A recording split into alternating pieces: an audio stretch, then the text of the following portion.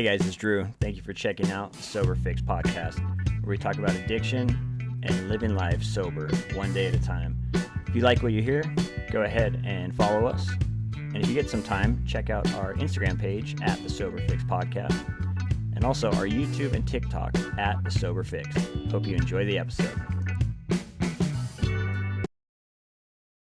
Hey, what is up, everyone? It's Drew from the Sober Fix. Thank you for checking out another episode. I love when you guys come on here, hear stories of recovery, sobriety, living life one day at a time, beating addiction. We are better together as we have support, as we can come out of addiction and start to reach out to others and let them know and give them some hope and say, look, this is possible, you know?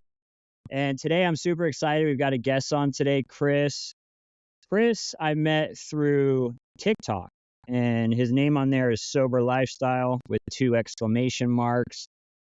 And he pretty much does what I do on TikTok. He spreads hope. He talks about recovery, God, all sorts of positive things. And I asked him to come on, and he agreed. Thank you, Chris, for being here. I'm going to now open up to you to let us know your story, man. Thanks for being on here. I appreciate it, man.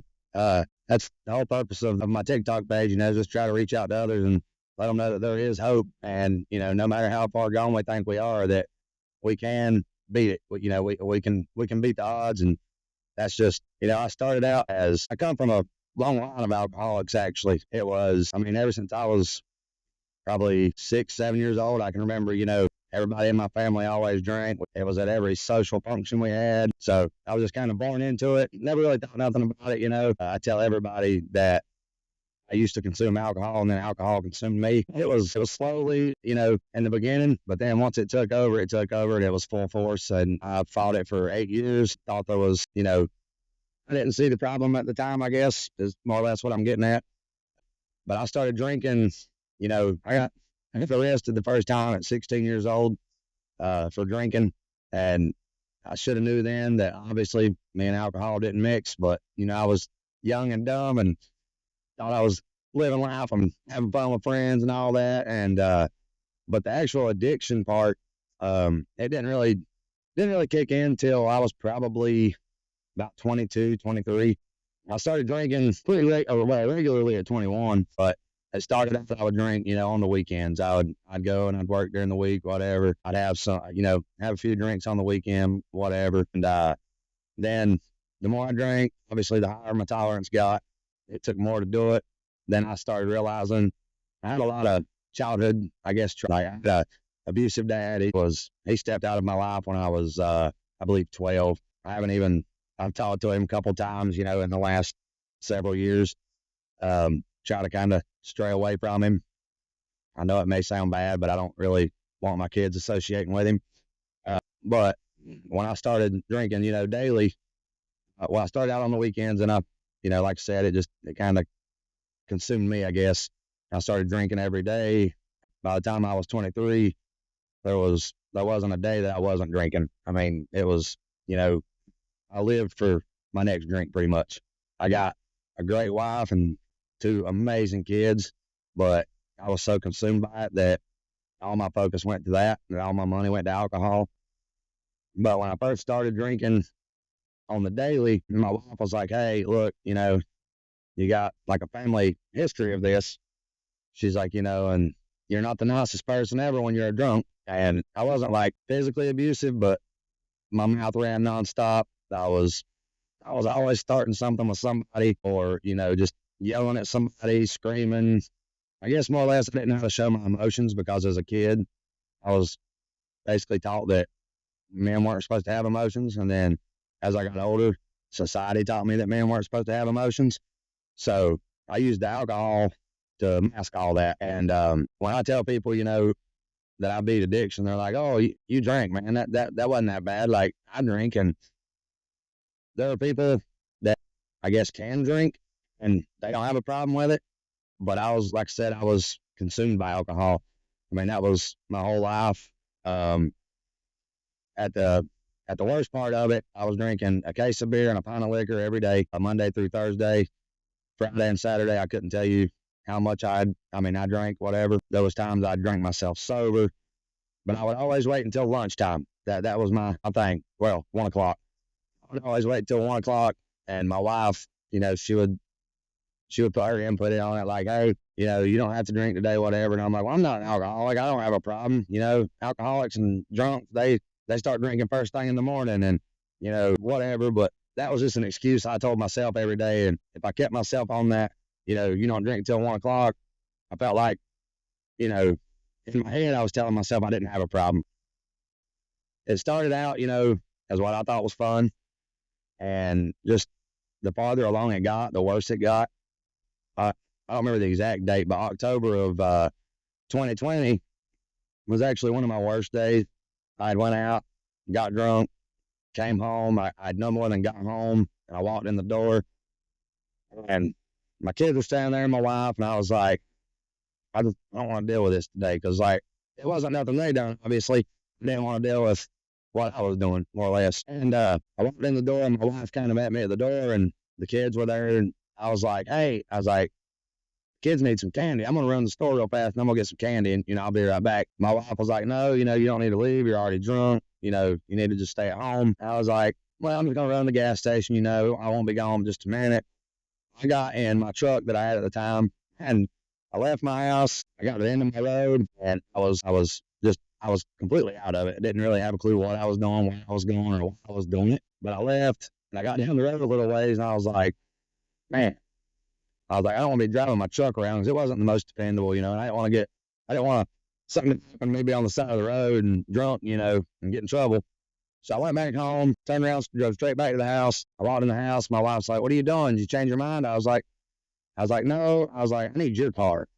She was like, you're not taking my car. I was like, okay, whatever. So she walked off. I just snatched her keys off the bar, went out the door. I was driving down the road, actually going to go to the gas station. That was my, original plan. And we lived, maybe 2 minutes from a bar.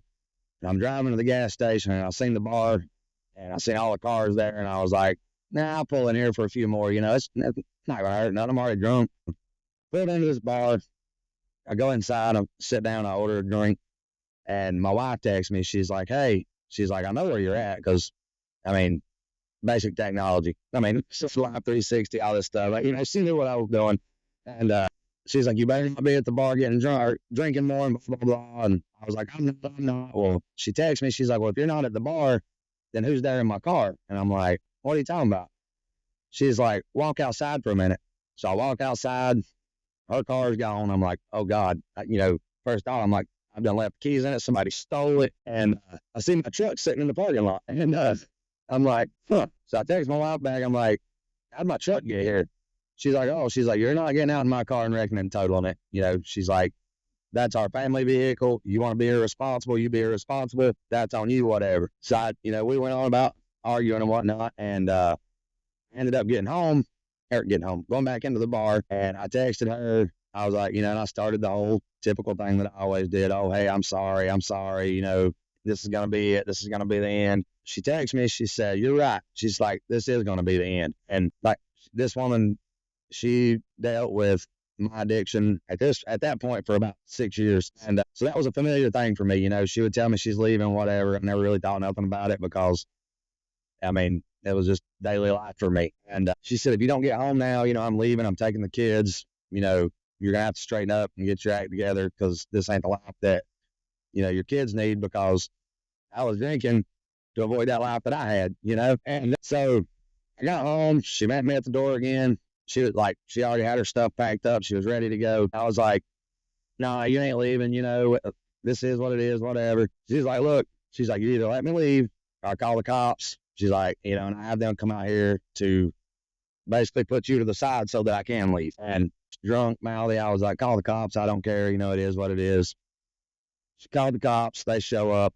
Or once I found out she called the cops, I was like, man, I'm not dealing with this. I ain't trying to get in trouble. I'm just out here trying to live my life, So I left, she left, and, the next day I thought she'll be back, because this was something, like I said, 6 years, she had dealt with this. It had happened before. The next day, I wake up that morning, I had hadn't heard from her, whatever. So I text her. I'm like, hey, I'm sorry. Same spiel I did every time. No response, whatever. Well, the whole day went by. I hadn't heard from her. Hadn't heard from the kids. At that point, I really started freaking out, And because first of all, my first thought was, here I was drunk, and she left with the kids, and I don't know where they're at. I don't know if they were in an accident. I don't know what's happened. So I texted her. I was like, hey, look, this is it. I'm done. Like, this is the end of this. I'm putting a stop to it. So for 14 days, I didn't drink a drop. And funny thing, me and her both had iPhones, and we had the same iCloud account. And I noticed this note on my iPhone, and I'm like, I wonder what this is. I didn't type it. I clicked on it, and it was something that she had put in the phone, and she done it intentionally so I could see it, but without reaching out directly to me. And she's like, hey, I've been, praying, and I think that God wants me to come home and work on our family. And I was like, okay, and I put back in the notes out, that I hadn't drank in 14 days, this, that, and the other. She comes home, and I'm like, look, this is it. I'm done for good. I've made it 14 days without it. It ain't that hard. I got this. It is what it is. Well, she was home for about 6 months. We were going to church. We were doing great. I'd started my own lawn care service. Life was finally starting to look up. And the first time, actually, I went to what was called Celebrate Recovery. I don't know if you've ever heard of it or not. It was like the faith-based recovery program. And the people that ran it, they had actually reached out to me, and they wanted me to come in and, give my testimony and kind of talk with some people. So I was super excited because, like I said, my dad wasn't in the picture my entire life, or well, after I was 12. And my grandfather, he was like my dad. And, he was so proud of me because he had fought, for years with his addiction with alcohol and whatnot. And I'd reached out to my grandpa, I was like, hey, I'm going to this. I'm going to give my testimony. I'm going to talk to people. I really want to, show them that there's hope. And that night I got a phone call from my mom that my grandfather was actually on his way to the hospital. So I called my mom. I was like, hey, look, I can't go do this tonight. I need to be able to be there with him, because he'd always been there for me my whole life. I needed to be by his side. And she's like, well, I'm actually with him right now. And my grandpa, he's like, no, he's like, you're going tonight. He's like, you need to go and talk to these people. You need to help them. You need to show them there's hope. And he was like my number one supporter. And so I went ahead, I done it, whatnot. Well, long story short, 3 months later, he passed away. And that was a really hard time for me because, like I said, he was basically my father figure. And I have a family they've always supported me being sober because they didn't want to see me drink. But they weren't supportive to the fact of, just reaching out and, hey, I'm proud of you, or just call and check in, see how I was doing, whatever. I don't hold any grudges for that, whatever it is, what it is. That's kind of the main purpose of my page is I want to be there to support others because I didn't have that support, in my early days of sobriety. And, but after my grandfather passed, I got out of church and everything, and we had moved. We got this new house. The neighbor I had, he was actually a very bad alcoholic. You put a man that's back to dealing with emotions that he's never had to deal with before. I mean, it was the first person that I lost that I truly, truly felt an absence from. And so I got this neighbor, he drinks. I see him drinking every day. I'm like, let's go back to that familiar place, At least I ain't got to deal with what's in my head. I ain't got to deal with my emotions. So I started drinking again. And I'll say, I'm not one of them people that I'm going to say what works for me works for everybody, or that, if somebody relapses that it's going to be the same it was for me. But with my relapse, it come back a lot stronger and a lot faster.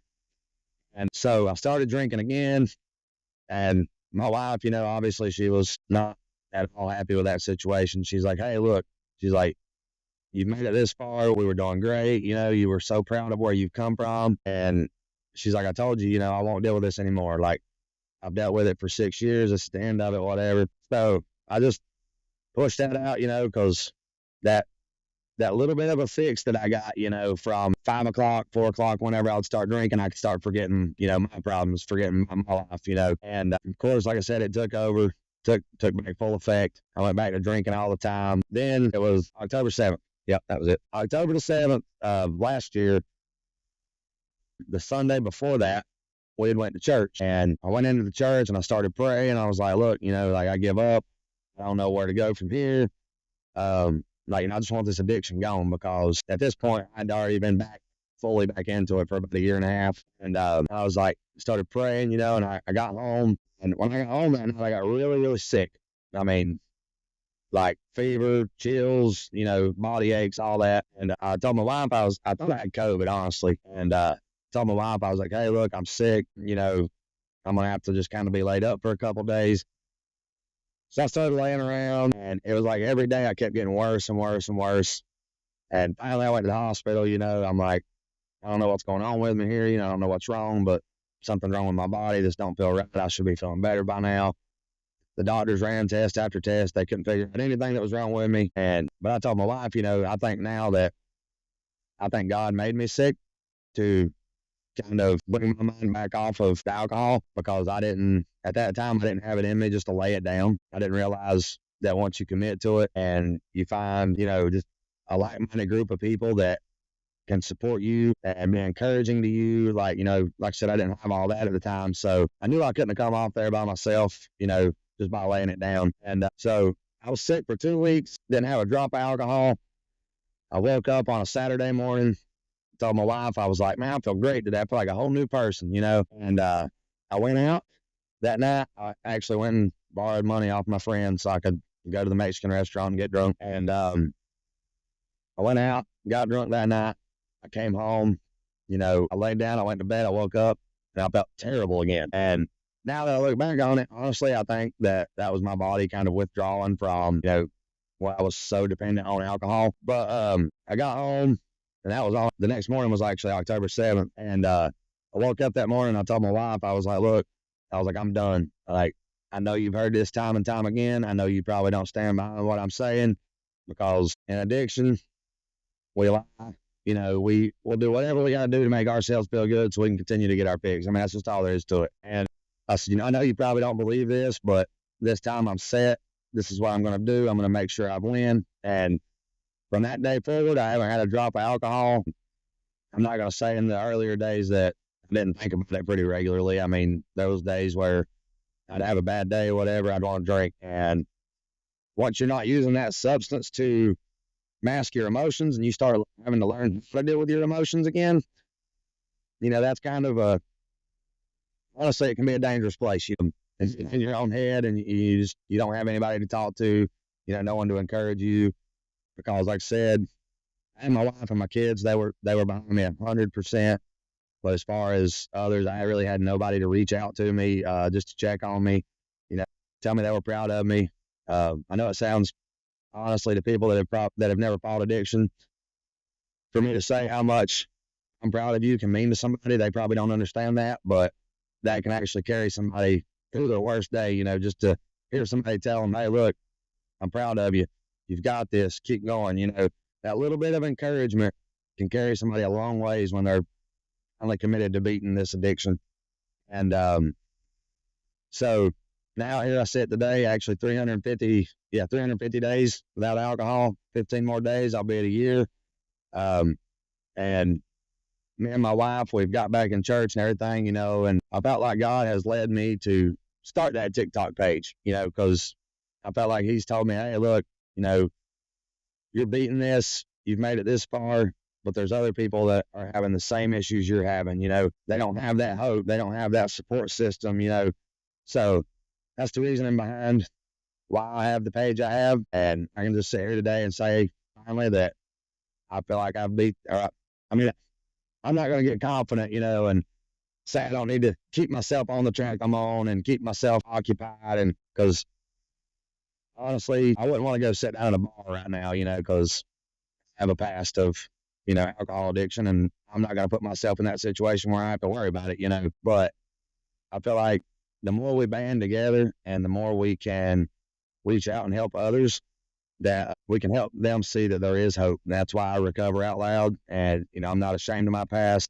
I was in the beginning. Now I'm proud of it. It's part of my story. It's part of my testimony, to help others. That way they can see that there is hope, and, that there are other people in this community that want to back them up, and they want to encourage them, and they want to see them actually succeed at beating their addiction. Yeah, man, that's amazing. It's so cool to hear.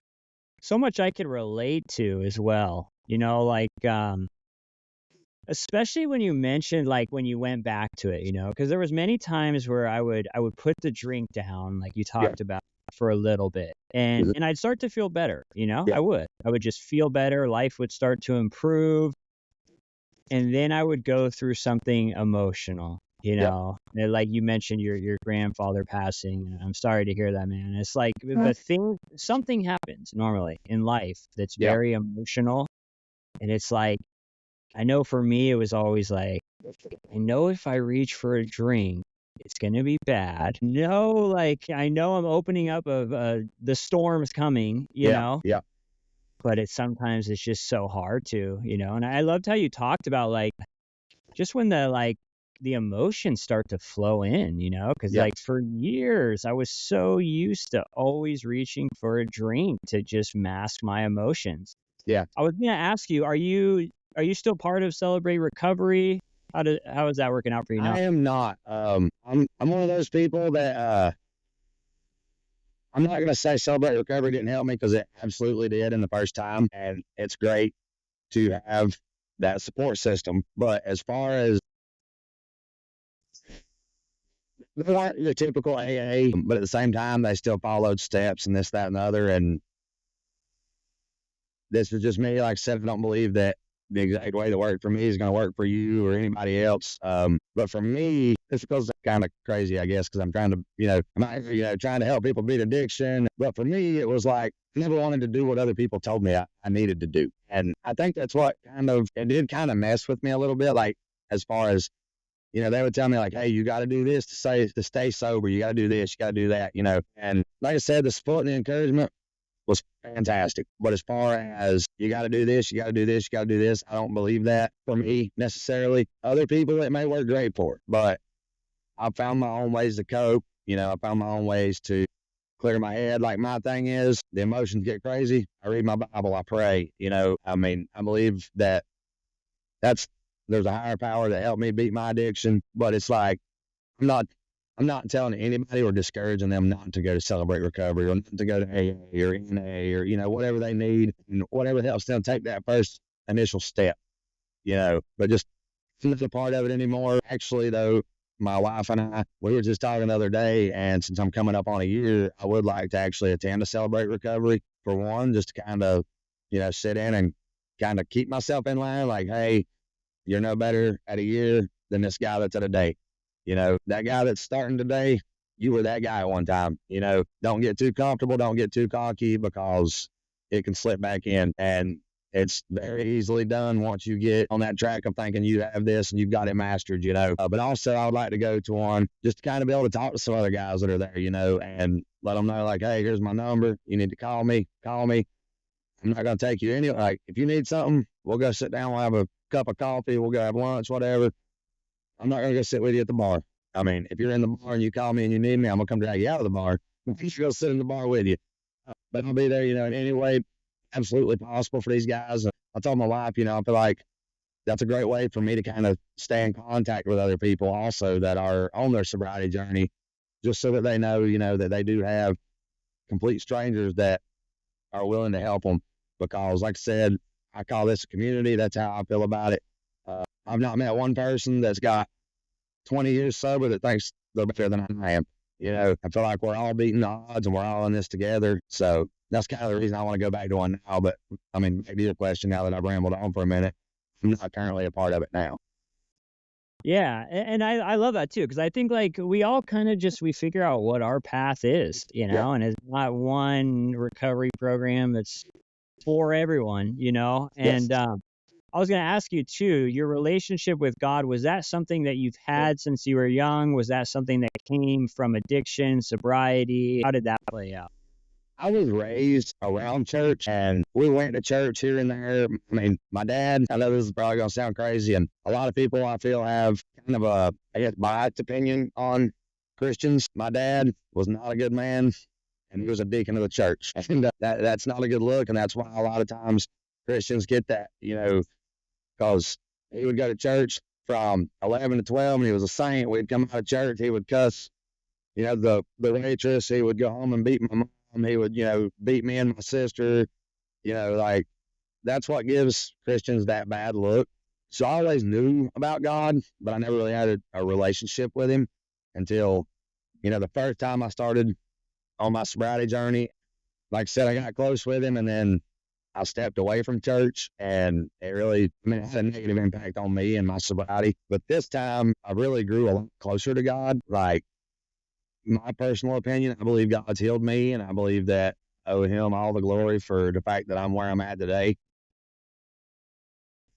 I didn't really have that in my life up until within the last probably 8 months that I've really, I guess, gained a relationship with God to where I feel like I said, he's led me to do my TikTok page. I feel like, he's talking to me now, and I feel like he brings me peace when I'm having these hard days. Cause, when I do pray about it, it's like I have to fight myself sometimes to pray when I get too in my head. But once I get myself in just a quiet space and I can sit down and I can just talk and have that one-on-one conversation with God, it's like he just eases all that worry. He takes away the anxiety, the depression, whatever emotion I'm feeling at that time. It's definitely my relationship with God has really gotten strong within the last, 6-7 months of my sobriety journey. That's where it really come from, where I actually got that relationship.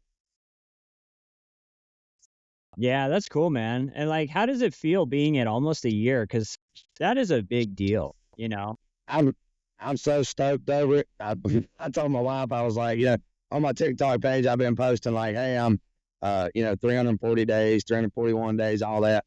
I told my wife actually today, I was like, I'm trying to stay on that same trend. That way I can keep track of the days.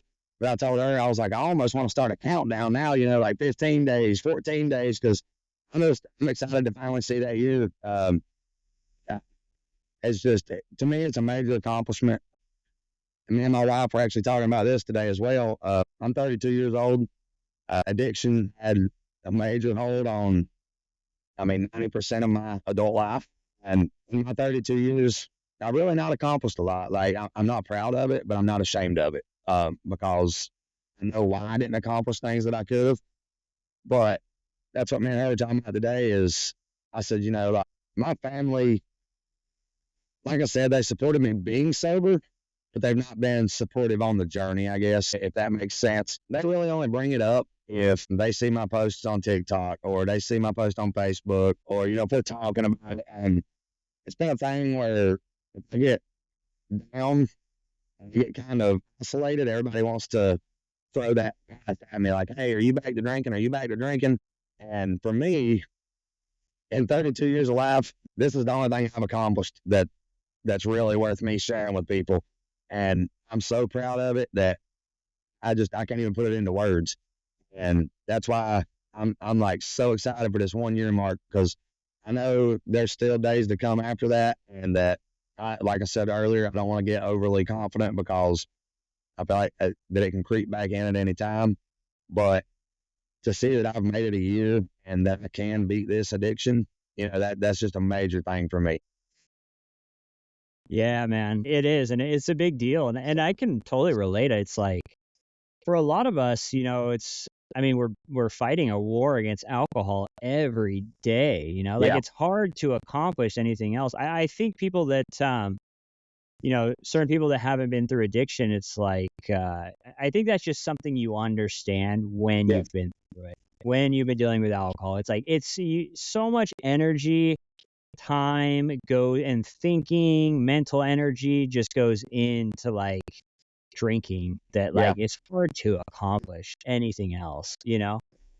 That's what I told my wife today. I said, if I focus all of that I focused on to my drinking, if I focus that into anything else in life, like that's one thing I can say addiction has taught me is if we can go as hard focused on something else as we did on our addiction, man, it's amazing the things we can accomplish. Because I was drinking all my money up.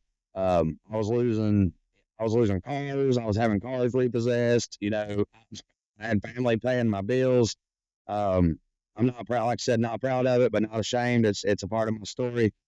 But my thing is, I never had the money to pay my bills, but I can always find the money to buy a 12-pack. And, you know, if I can put that much time and effort into getting a drink, if I put that much time and effort into anything else, man, I can accomplish anything that I set my mind to. Yeah, I love that you mentioned it. It's like I used to hear that, like, you know, oh, like addicts don't have willpower, this and that. And I was like, I disagree. Like, Yeah. we Yeah. will like climb mountains and swim oceans to Yeah. find a way to get that next drink, you know? And Yeah. I love that you mentioned it, like just being channeled into the right thing, you know? Hey, can you give me just a second? I'm going to put my porch light on because it's getting really, really Yeah, dark. go ahead. Yeah, go ahead.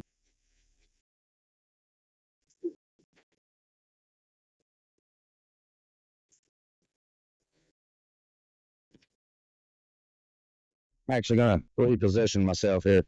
I like to spend a lot of time outside, man. I take daily walks to kind of clear my head, and I feel like the more I sit out here and enjoy God's creation, just the better it is for my brain, man. Yeah, man. And I've had you for a while, but I only got a couple more. But I was gonna ask you, what's next for you now? What are your plans just to maintain sobriety? What are the things you're gonna continue to do just to make sure that you stay good? Honestly, one of the things that helps me the most is my TikTok page and being able to help others.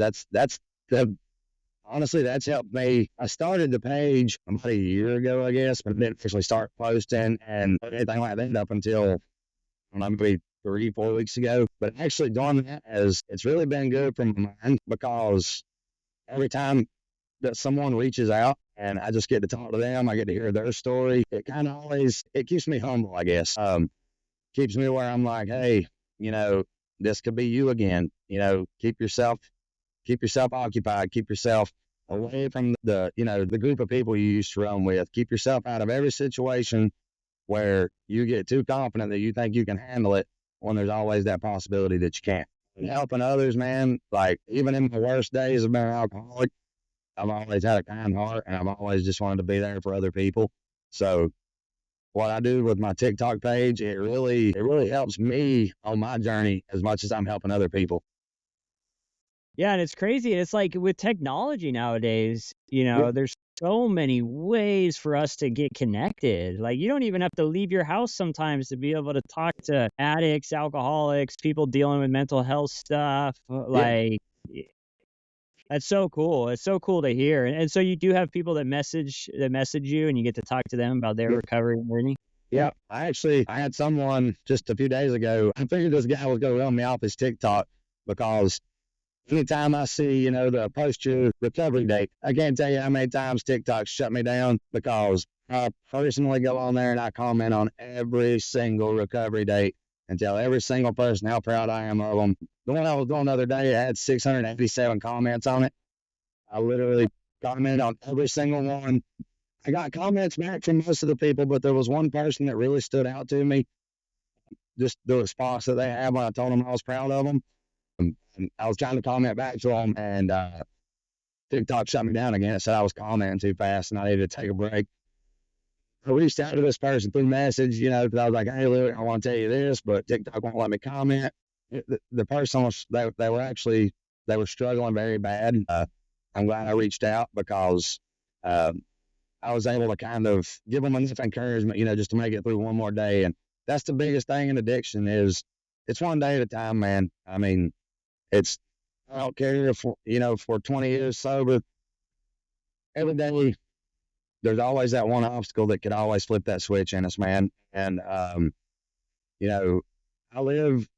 tell myself this daily, and my wife probably, she's a great woman. She supports me in everything I do. But she's lived beside an addict for, we've been married for 14 years. Years of it, I was addicted. And, cause we got married when we were 17, we were babies when we got married.